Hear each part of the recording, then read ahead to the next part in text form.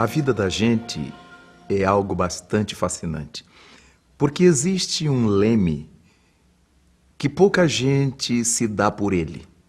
Muito pouca gente se dá conta de que a nossa vida tem um leme. É muito comum nós encontrarmos em cada momento, nas nossas conversas, junto às pessoas de nosso relacionamento, aqueles discursos que dizem: eu não consigo. Isto aí eu não consigo. Não sou capaz. Eu não dou conta. Isso é muito difícil. Certamente, quando encontramos esse tipo de discurso, percebemos que existe uma grande fragilidade do indivíduo, do dono do discurso, em função do que ele pretende expressar. Quase sempre ele deseja dizer da sua incapacidade, da sua impossibilidade. Mas existe um fator preponderante que eu torno a dizer, que é o leme das nossas ações. Esse leme de tudo quanto nós fazemos chama-se vontade. Naturalmente que nós somos pessoas dotadas de vontade, mas existe uma coisa chamada boa vontade e outra má vontade. Às vezes temos má vontade de fazer as coisas para nós próprios. E certamente, em nível de psicologia humana, isso representa um grande paradoxo, porque a coisa que nós mais queremos é crescer, é evoluir, é progredir, mas ao mesmo tempo parece que fazemos de tudo para que esse estágio de evolução não se concretize. E aí saímos com esses discursos vazios, frágeis. Eu não sou capaz, eu não posso, eu não consigo, eu não dou conta, já fiz de tudo, já tentei tudo. E nós sabemos que não é verdade. Porque se tivéssemos tentado de fato, com boa vontade, teríamos conseguido. Em verdade, a vontade é um leme, através de cuja ação a embarcação da nossa vida, as nossas ações, se dirigem para onde nós quisermos. Há pessoas que têm vontade de ser paparicadas, de ser vista como coitadinha, de ser vista como alguém que está sempre precisando de um afago alheio. Não é a melhor opção. Não é isso que deve ser a regra de nossa vida. A regra de nossa vida deve ser a da independência, de sabermos o que queremos e, ao sabermos o que queremos, tratarmos de marchar para esse objetivo. Nada de ficarmos com essas justificativas injustificáveis de que não é capaz, de que não consegue. Porque quando nós dizemos assim, já estipulamos a incapacidade. Já estabelecemos a nossa derrota. É como se alguém fosse fazer um exame, uma prova, um concurso e dissesse: eu sei que eu não vou passar. Já determinou que não quer passar. É diferente daquela criatura que diz assim: apesar de tudo, eu vou fazer. Tive pouco tempo para estudar, tive pouco tempo para me preparar, porque trabalhei muito, porque viajei, ou por qualquer outro motivo. Mas eu vou tentar, eu vou conseguir. Esse estado de ânimo em que a criatura diz eu vou conseguir, já deu a ela um background excelente para que ela alcance os objetivos de sua vida. A vontade, meu caro amigo, minha cara amiga, é esse timão, através do qual dirigimos a embarcação de nossa existência. Em todas as coisas que fazemos, só fazemos porque temos vontade. Quando fazemos alguma coisa sem ter vontade, significa que é sem ter boa vontade. Mas se estamos fazendo alguma coisa sem que tenhamos boa vontade, a estaremos fazendo com má vontade.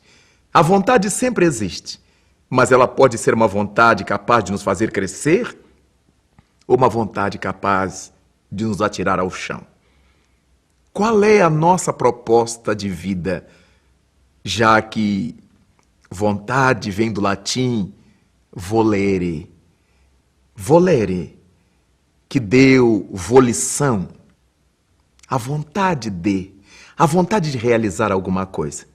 E a partir dessa volição, dessa vontade de realizar alguma coisa, nós somos responsáveis pela nossa vida, pelos passos da nossa vida, pelas coisas que desejamos ou não realizar. Muitas vezes o nosso discurso é de quem quer, mas a nossa prática é a de quem não quer. E muitas vezes, dizendo não querer, o nosso discurso estabelece o que nós de fato desejamos.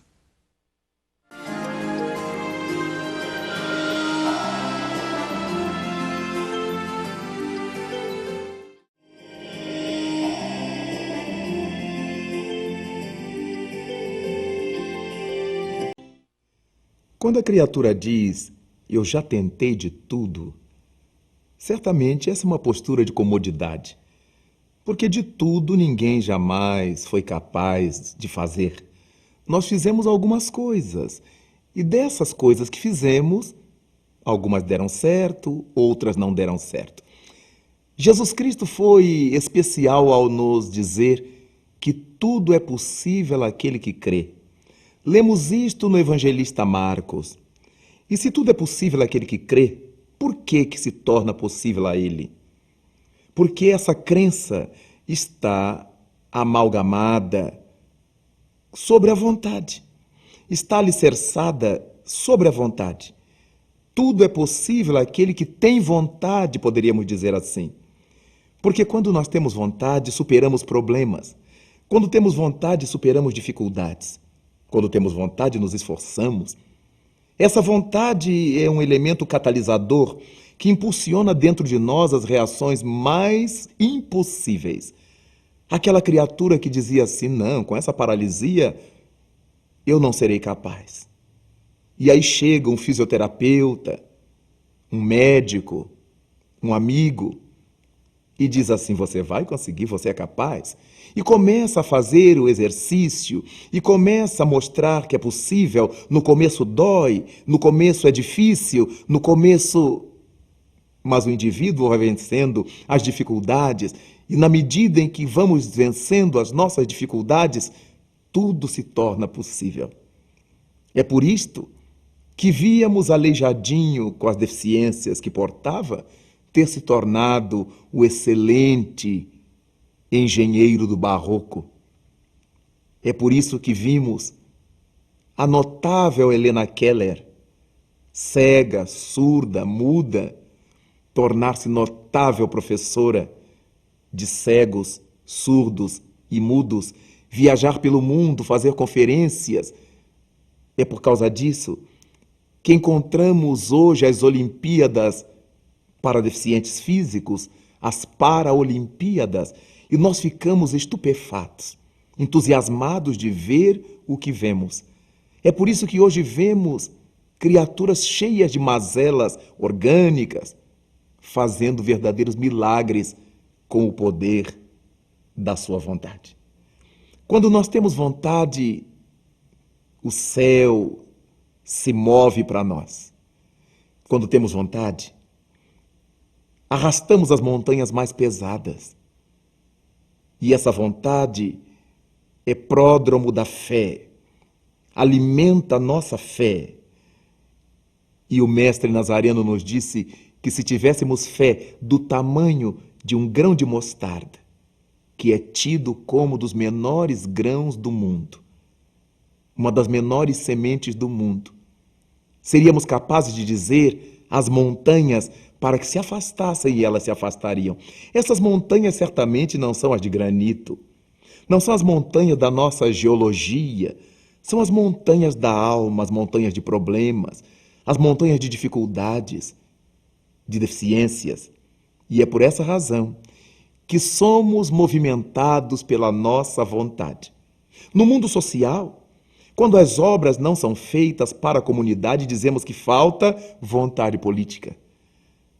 A vontade é de tal forma identificada nas realizações da vida que passamos a usá-la popularmente, sem que o povo se dê conta de que está enunciando uma grandíssima verdade. Falta vontade política nos políticos, mas falta vontade política em nós.